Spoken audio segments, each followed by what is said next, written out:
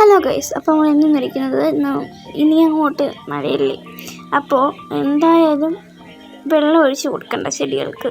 അപ്പോൾ അതുകൊണ്ട് തന്നെ നമുക്കിനി അങ്ങോട്ട് മഴയുമായിട്ടുള്ള കുറച്ച് കാര്യങ്ങളൊക്കെ സംസാരിക്കാം അല്ലേ.